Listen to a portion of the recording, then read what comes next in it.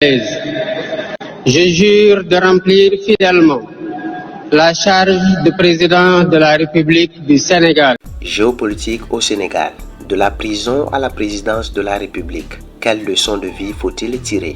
C'est l'histoire de deux jeunes visionnaires sénégalais, Ousmane Sonko et son poulain Diomaye Faye. Pour leur détermination et leur engagement politique, ils ont respectivement été condamnés d'une part de viol, de vol, d'incitation à la violence, de trouble à l'ordre public, d'autre part d'outrage à magistrat, de diffusion de fausses nouvelles, etc.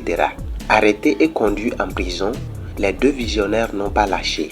Ils n'ont pas abandonné leur rêve de voir un Sénégal libre et démocratique dépourvu de certains fléaux sociaux, notamment la corruption, la gabegie, l'injustice, l'impunité, etc.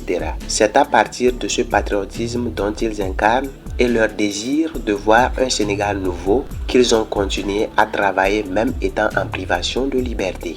À quelques jours de la fin des campagnes, grâce à la volonté manifeste de l'ex-chef de l'État Macky Sall, rapidement, ils ont présenté leur projet de société aux populations lors des meetings. La jeunesse est davantage séduite et motivée parce qu'elle se voyait prise en compte. Et pour démontrer son approbation au projet de société de Faye et Ousmane, la population, en l'occurrence la jeunesse, offre aux ex-prisonniers plus de 53% des voix exprimées, ce qui les a permis de rejoindre le palais présidentiel ce mardi 2 avril 2024 pour l'investiture de Diomaye Faye comme président de la République du Sénégal. Le même jour, il nomme son ami Ousmane Sonko Premier ministre. Les ex-prisonniers ont désormais le pouvoir. Le destin de la nation tout entière est dans leurs mains. Dames et messieurs, à travers cette histoire, je voudrais que chacun tire une courte leçon de vie. La fable de zéro à héros a encore fait ses preuves.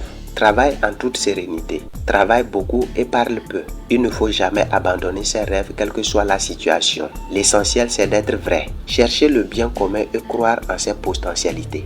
Et comme le disait la physicienne Marie Curie, je cite, « La vie n'est facile pour aucun de nous. Mais quoi? Il faut avoir de la persévérance et surtout de la confiance en soi. Il faut croire que l'on est doué pour quelque chose et que cette chose, il faut l'atteindre coûte que coûte. » Fin de citation. Le scénario politique que l'on a observé ces derniers jours au Sénégal démontre une fois encore l'éveil de conscience de la jeunesse africaine. Une jeunesse qui épouse de nos jours les valeurs panafricaines. De la Constitution et des lois, de consacrer toutes mes forces à défendre les institutions constitutionnelles, l'intégrité du territoire, l'indépendance nationale et de ne ménager enfin aucun effort pour la réalisation de l'unité africaine.